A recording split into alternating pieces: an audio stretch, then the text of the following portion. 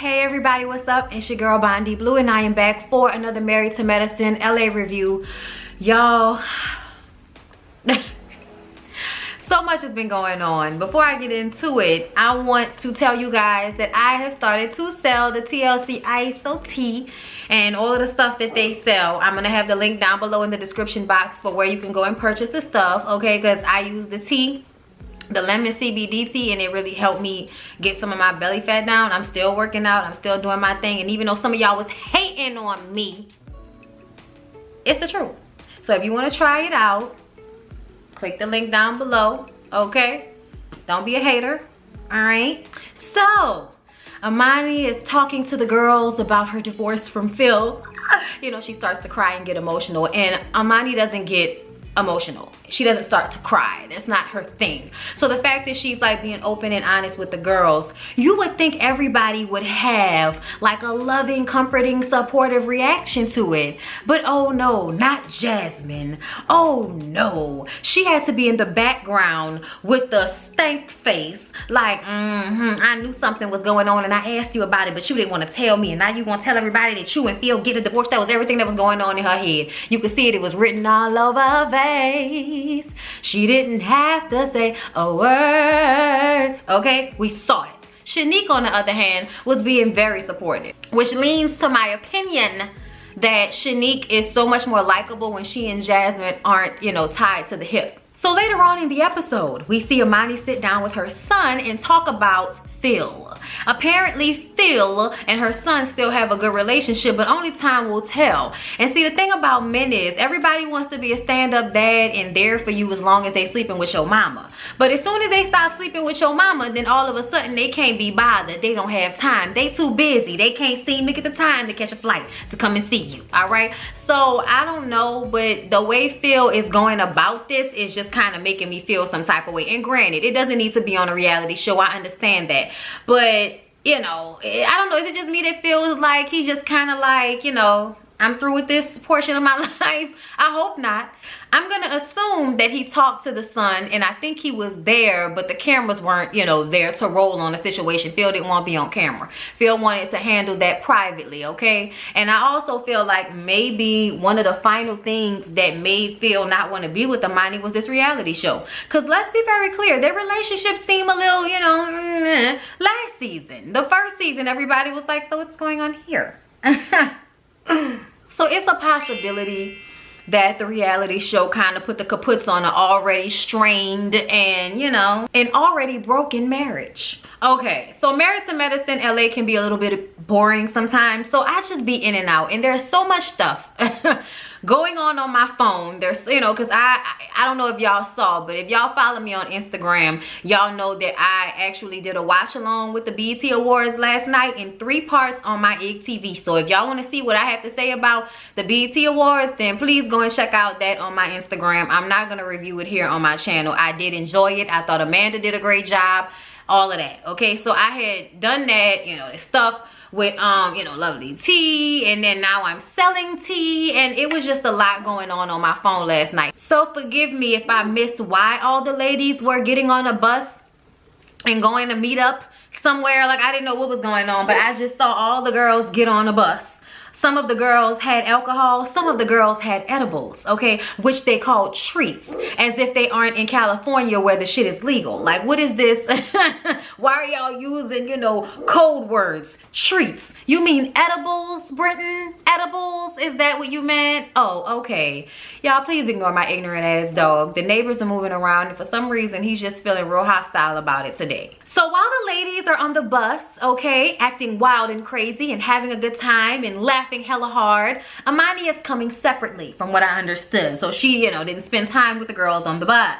Then the girls get to the house. They fight for a room because Jasmine wants to make sure she has the perfect room. Child, look, all right, I ain't about to run for no damn room. I'm 30-something years old. I'll walk. Then they meet a shaman, y'all. They brought a shaman in. And I'm really starting to get aggravated and annoyed with the way these women react to spiritual beliefs that are outside of Christianity. Like, it's just really annoying. You don't know what a shaman is? Really? You don't know what a shaman is? they're supposed to be so educated, but they don't know about the, you know, the Native American spiritually, like, you know, they don't know. Okay. I mean, that's last time I checked, that's what a shaman was. Okay, they're basically like Native Americans medium, you know, their spiritual advisor, you know what I mean? So I just was like, wow. And then the way they play stupid music whenever these people come to, like, you know, showcase whatever it is they do in their spiritual belief system, it's just always this like real negative attitude towards it, as if it's, you know, oh, you know, I don't think my Lord Jesus want me to be doing anything with the witchcraft, with the voodoo and all of that. And it's just like, oh my God, please stop being so ignorant, black people, because that's your own, like, that's your indigenous, a lot of that is like some of our own indigenous belief systems, and we call it voodoo and witchcraft like white people do, and it's just really I mean, it is, and that's not voodoo. Voodoo don't have shamans, okay? They have, you know, other spiritual leaders and stuff like that, but they don't call them shamans. So that's a totally different ethnic group spiritual belief. Oh my God, it's just so ignorant. You know what I'm saying? They're doctors. You know what I'm saying? They're doctors. And you just want people to be a little bit more open-minded, or at least don't express such negative, ignorant comments on national television as black women. Like, it's just very, very tiring. So then after that, you know, the shaman, and, you know, feels on people's faces and tries to get y'all together. Amani laid down and he laid hands on her, and she said she actually felt more relaxed and better after. I mean, you know, I'm all for a good Reiki healing, okay? I don't know if that's what, you know, I don't know if shamans do Reiki healings, but that's what it felt like. It felt like Reiki. All right, I need to get I used to go ahead and get something for my throat chakra, y'all, because I've been feeling so tired in this area lately. So I just need to lay down on a mat with a stone on my throat and and meditate light into my throat area. Okay, look, y'all gonna leave us alone, okay? Y'all, when they went to dinner, Jasmine is always asking for the less tasty version of whatever everybody is eating. And it's so annoying because there are other skinny people at the table. Britton and Amani, and I mean, not Leah, but Britton and Amani are very slim, very in shape, you know, nice built women. So when you see them looking at her like, girl, if you don't stop, that must mean because you must got to do a lot to keep that weight down. Amani is like, girl, I'm eating whatever the hell I want to and still walking out of here with not an inch of fat on his waist. Now what? I was just like, Amani walked out in the lingerie. Y'all was like, oh, we ain't got to that portion yet, but I'm just saying. I was just like, oh, and eating everything. Oh. Child, she one of them people like my sister and like Maxine from Living Single. Their stomach is a black hole. They eat and it does nothing to them. So at dinner, they discuss Phil, and Amani says that he told her he thought that he would grow to love her, and he did, but he doesn't know if he ever really felt passion for her. And everybody's like, what? How could you want to marry somebody if there is no passion? And I'm like, that's because people, and just from what I understand and from what she was saying, you're thinking about other things.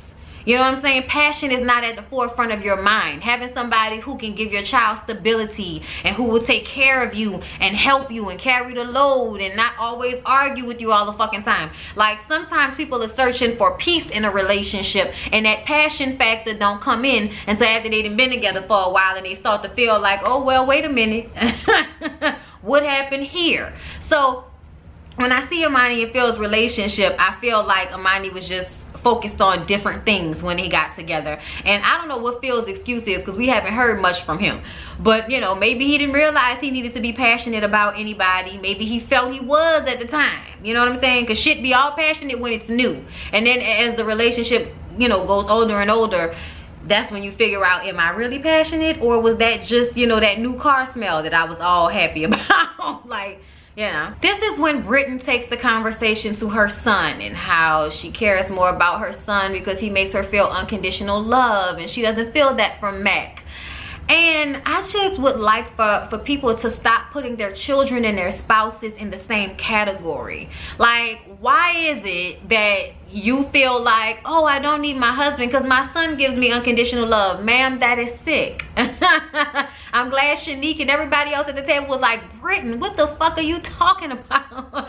Like, I know you don't mean for it to sound like you're creating a young boy that's gonna be on his mama's tit for the rest of his life, but that's what it sounds like. And for the rest of us women out there, we please ask you to stop doing this to your sons, okay? Let them be adults. Let them grow to be adults. Get your son out of your fucking bed, okay? Work on your relationship with your husband. Tell him what it is you need and what you're not getting. Maybe you need a new husband, I don't know. But the fact that you only seem to get love or feel affection from your children, especially your, you know, your boy child, because your girl child is like, mom, if you don't get the hell out of my face with all of this, okay? Like, you need to get it together, Britton, because that shit is not cute. That shit is not cute. That shit is not cool.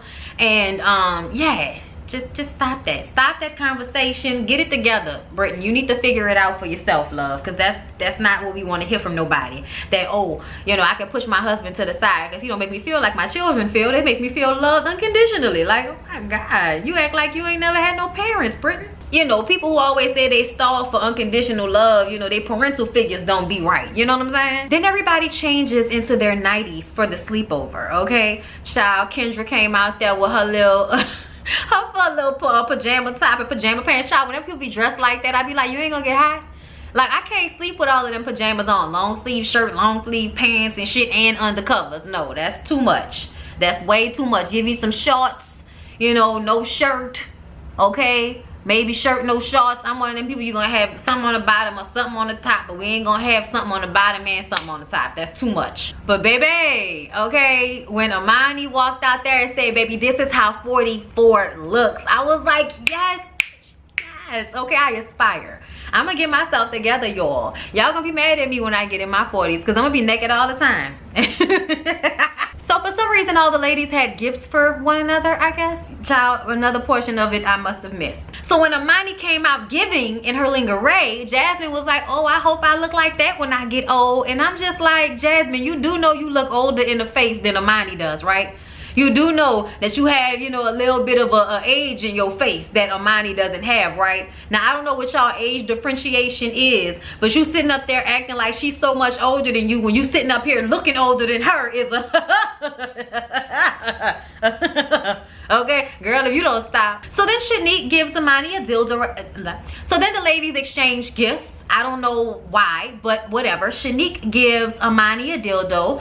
Britton gives Kendra a bullet, a silver bullet. Kendra gives Britton a thong for Mac, for him to wear. Leah gives Jasmine an Inglewood starter kit, which I thought was really like thoughtful. You know, had the bamboo earrings in it and a t-shirt with Jasmine on it that said Inglewood's finest, okay? Do you know what Jasmine gave to Leah after Leah was very thoughtful with her gift? Oh, she just found a candle that someone had gifted to her and she re-gifted that to Leah. And it just reminds me of how, you know, girls start beef with you and then you make a genuine effort with them and they're still being mean girl, and then whenever you pop off on their ass, they gonna act like you was the one that had the attitude and the problem and you was just hating on them. Like, Jasmine is one of those bitches and that works on my nerves about her. Now, Amani, explain to me what the point of the horn was for Shanique, okay? Because those dildos, and Shanique gave you a suction dildo, that's not that cheap.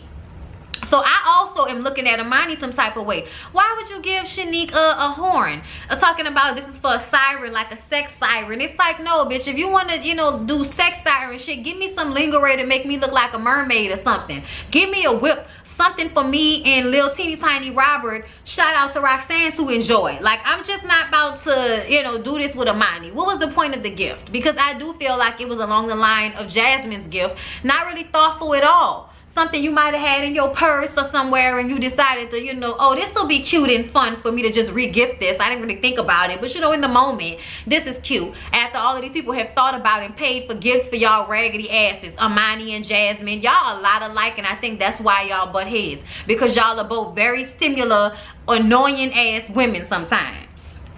Mean girls. Then Santa Claus and some like middle-aged elf lady come in there. Like, it was an old elf lady, and I was like, what is this supposed to be about? Like, what is this supposed to do? And then we went on commercial break, and when we came back, it was the next morning, so we didn't get to find out whatever the hell the Santa Claus and the old elf lady was supposed to be doing at the party. But I have questions. I'm worried. I would like to know what was going on there. Like, were they supposed to strip? Do we want to see, like, you know, buff white Santa and middle-aged, you know, white elf lady? Is that what we wanted, ladies? Make it make sense for me. I didn't know what was happening in this moment. I guess this was supposed to be like some type of Christmas lumber party situation. I guess it's coming into the frame for me, like the pictures becoming clear, but things look a little, you know, suspect here. Either way, the next morning everybody goes for breakfast, and this conversation continues about how terrible Phil is for, you know, not coming home and having sex with Amani. And it's just like,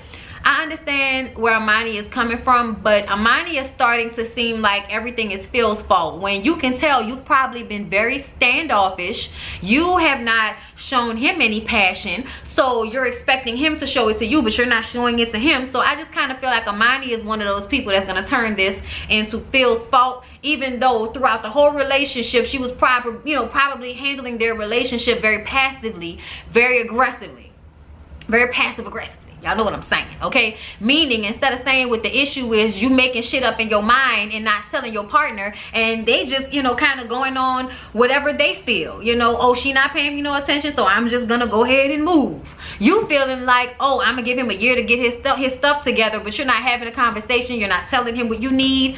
It's just, we didn't see any of that. You know what I mean? So it just makes me feel like we're missing a piece of the puzzle.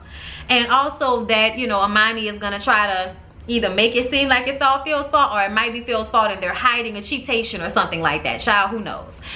They need to do something though, because this is kind of, you know, it's okay. It's not as, you know, as it was at the beginning, but it's just okay. It's just okay. That's just how I feel about it, you know. But whatever. Please don't forget to like, comment, and subscribe to my channel if you have not already. I hope y'all enjoyed this review, and I will see y'all in the next one.